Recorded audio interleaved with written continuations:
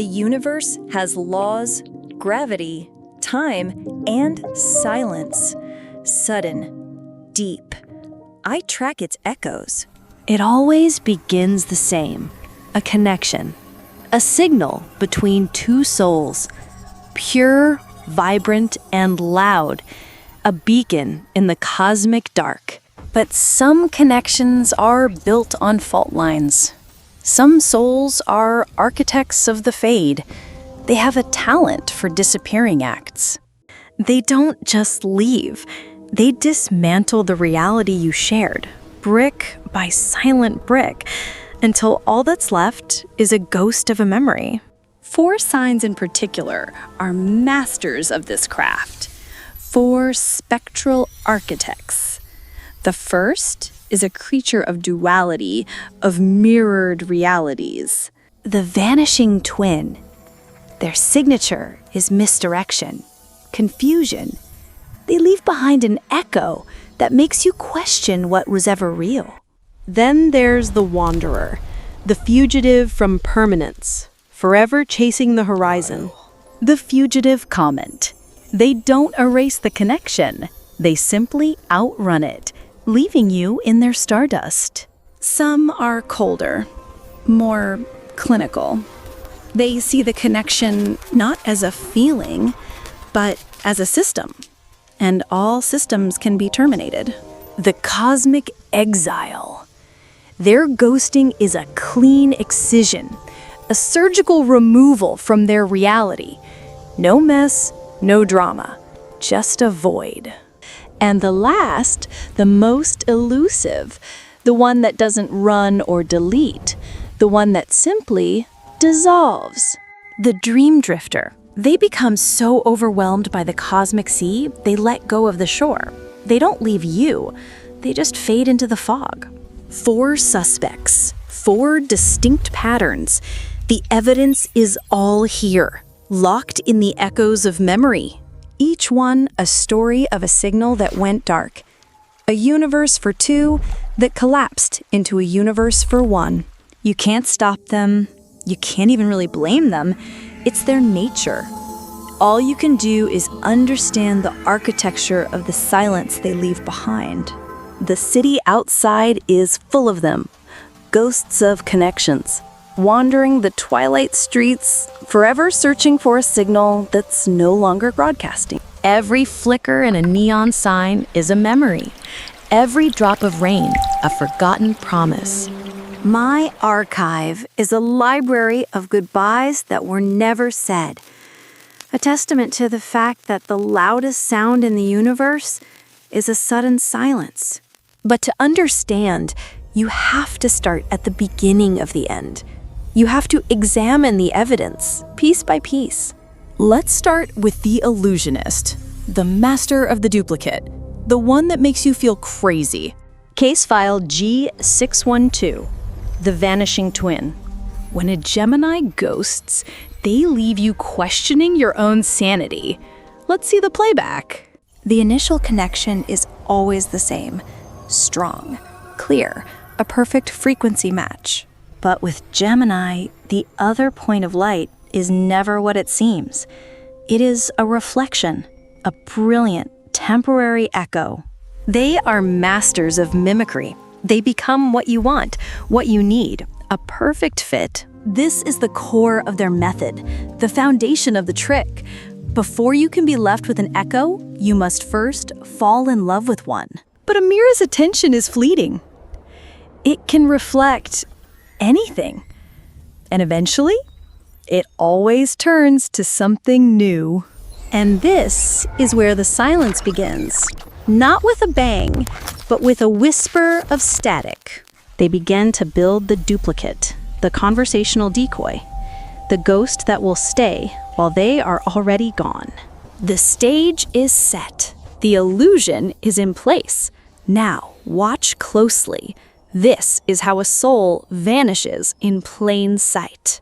Gemini's nature is a constant stream of information. 1,000 realities at once. To them, your connection is one fascinating broadcast among millions. At first, they are completely tuned in. They mirror you, learn your frequency, your language. It's a perfect, intoxicating duet. They analyze your every word, your every silence, creating a perfect conversational partner, a ghost of you, for you. But their attention span is a butterfly in a hurricane.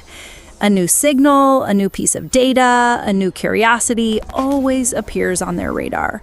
This is the critical moment. Instead of severing the old link, they create a proxy, a placeholder made of echoes and half-truths. The fade begins with fragmentation. Conversations become echoes. Promises turn to whispers. The golden signal sends out a question, a complex emotion. The decoy can only respond with a simple, pre-recorded answer. The real Gemini is now light years away in its own mind, exploring the new connection with the same intensity it once gave you. Confusion sets in. The victim feels a presence, but the connection is cold. It's like talking to a reflection in a dark window. To mask the fade, the Gemini method transforms the environment. The familiar space becomes a labyrinth of doubt. Which one is real? Is the distance your fault? The mirrors reflect your own confusion back at you, amplifying the uncertainty. The decoy flickers between the reflections, a ghost in its own machine. Its responses are now just single, hollow words. The energy that sustained the illusion, it's almost gone. The decoy is stretched thin, its programming running on empty. The heart signal, exhausted and confused, sends one last plea. A final burst of pure, hopeful energy. But there's no one left to receive it. The plea hits the decoy, and the last of its energy unravels. And just like that, silence. No fight, no goodbye, just an empty space where a person used to be. The bridge of connection, its other end no longer anchored to anything, catastrophically fails. The victim is left questioning everything. Did they imagine the connection? Was it ever real? The perfect crime, leaving no evidence but a haunting echo. The curtain falls, the duplicate dissolves. Classic Gemini, a masterful performance, tidy, efficient, the work of a true artist. They don't see the wreckage they leave behind. They've already moved on, composing a new duet in a different key. One file closed. But the archive is deep, and the night is long. Next on the docket, a different kind of disappearance. Not a fade out, but a burnout. Not an illusionist, but a fugitive. Case file S909, the Fugitive Comet. This one doesn't leave you with doubt. It leaves you with a definitive, soul-scorching certainty that you were just a stop along the way. For Sagittarius, a connection isn't a place to live. It's a place to refuel. Their silence isn't an absence. It's a sonic boom that hits you long after they're gone. The bond is formed not through mirroring, but through combustion, an explosion of shared adventure. They take you on the ride of your life to the edge of the universe. The mistake is believing they want you to come all the way. But every journey has a destination, and for the archer, that destination is always somewhere you are not. The Sagittarian connection isn't a slow burn, it's a wildfire, a shared journey into the unknown that makes you feel more alive than ever before. They show you wonders you couldn't imagine, a universe of endless possibility with them as your fearless guide. In these moments, the bond feels unbreakable, a fusion of passion and discovery. You are the center of their brilliant, burning world. But the archer never unpacks. They're a tourist in every paradise. Eventually, you find a place you want to call home. The desire to stay, to build, to create an orbit, it's a natural gravity. You start to pull. You don't mean to trap them. You want to build a world with them. A place to rest, to anchor the adventure. But to Sagittarius, an anchor is a chain. An orbit is a cage. Your gravity feels like a prison.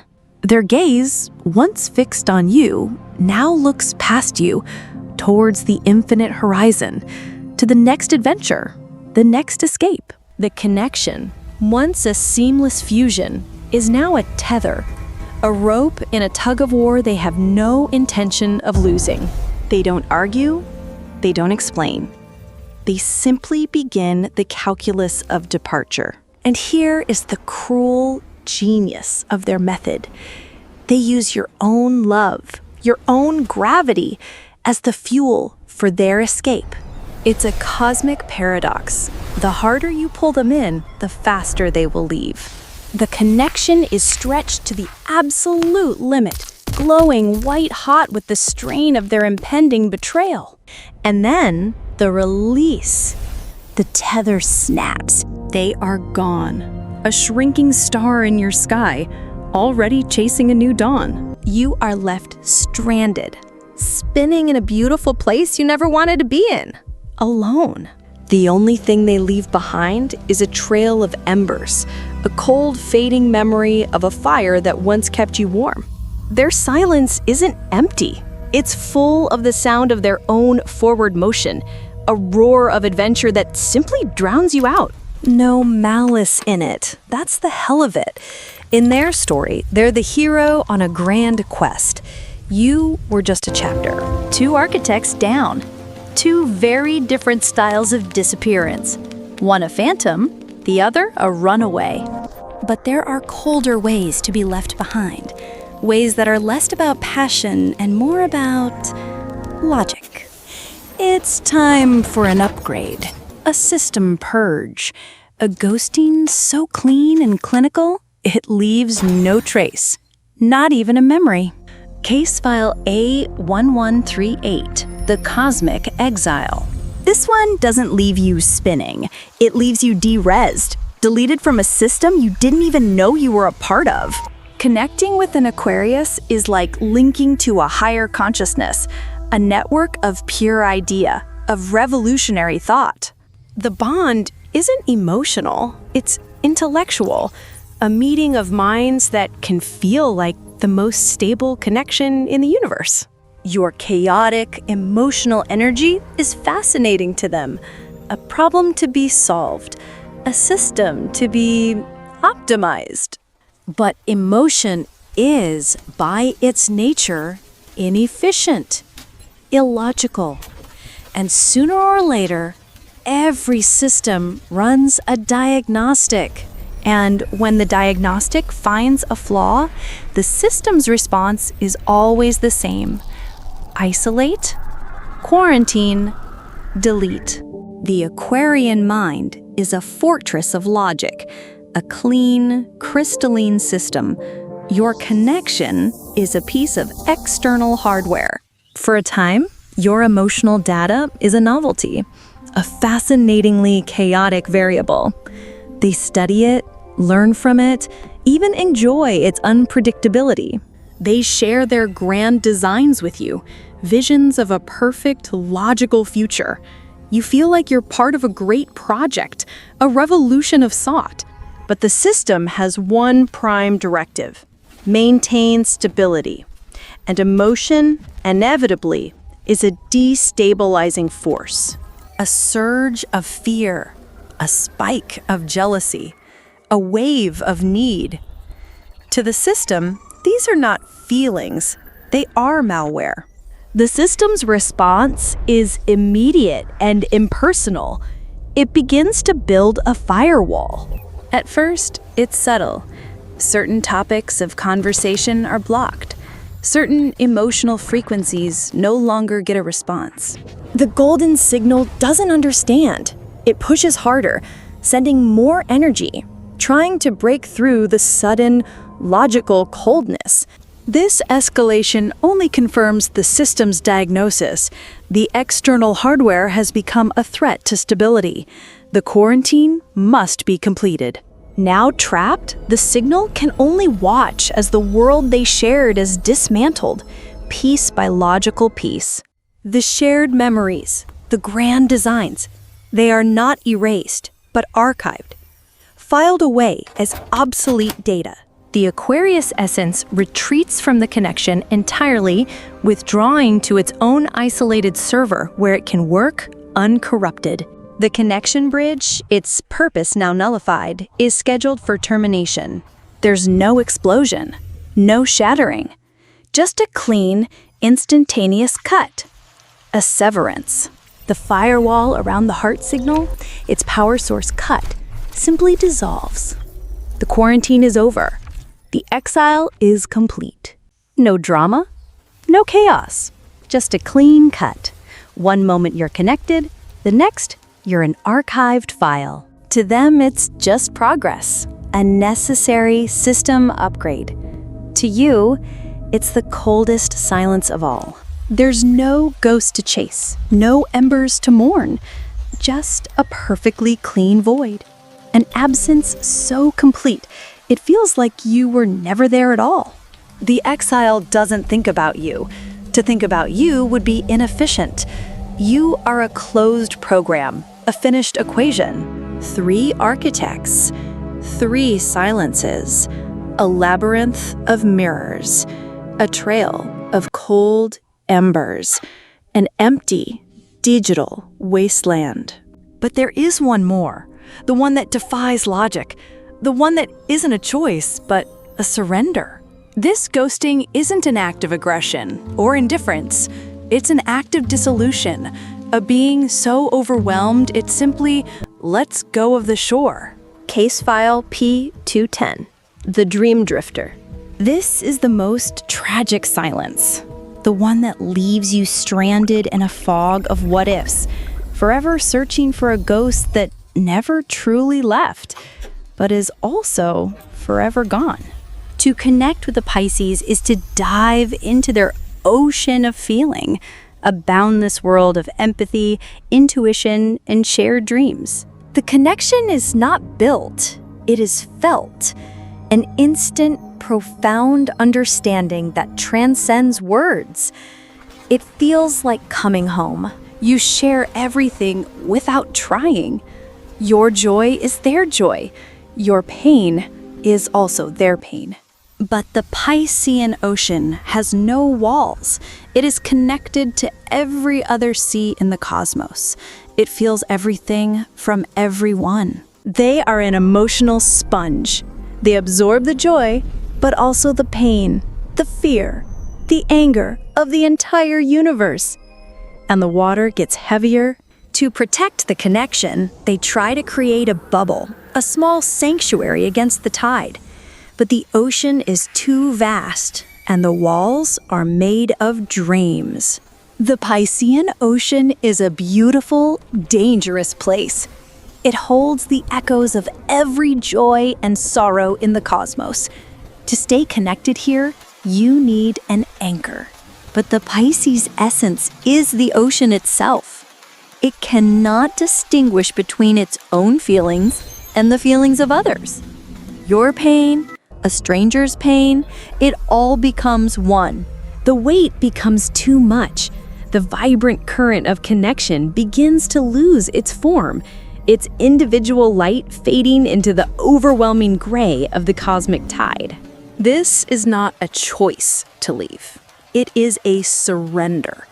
To save itself from drowning in everything, it must let go of the one thing it holds on to. The dream bubble pops, not with a bang, but with a silent dissolving of its walls. The Pisces essence is no longer a distinct current. It has merged with the fog, becoming one with the vast, sorrowful waters. The connection bridge, anchored now to a formless fog, simply evaporates. Its energy dissipates into the mist. The heart signal calls out, but its voice is swallowed by the silence. Its light is muffled by the fog. they don't leave you. They become everything. And in doing so, they become nothing you can hold. You're left stranded in a fog of what-ifs, a dream you can't wake up from. The most haunting silence of all. There's no one to be angry with, no direction to chase. Only an unanswered question that hangs in the air forever. The Vanishing Twin, the Fugitive Comet, the Cosmic Exile, the Dream Drifter. 4 architects, 4 different methods, all leading to the same place. The sudden silence, an empty room in the architecture of your soul. They aren't monsters. They are forces of nature, following their own immutable laws. And some laws are meant to break your heart. My work is never done. For every echo I catalog, another connection flickers and dies. Another silence is born. There's always another story to tell. Always another ghost in the machine. So if you find yourself in the quiet, in the sudden echoing void where a universe used to be, know that you're not alone. I've got your file right here. Because in the end, ghosting isn't about leaving. It's about taking a piece of someone's reality with you and leaving a void in its place. It is the architecture of absence, a city of echoes, built from the ghosts of what might have been. And the veil, the source of it all, it never rests. The silence is always hungry for new signals. The stories are told, the evidence is filed, the cases are cold, but the archive always has room for one more. The pattern is always ready to repeat. Another memory captured in the rain. Another echo for the collection. My work is to remember what the architects choose to forget. To give a name to the silence. To be the Chronicler of Echoes.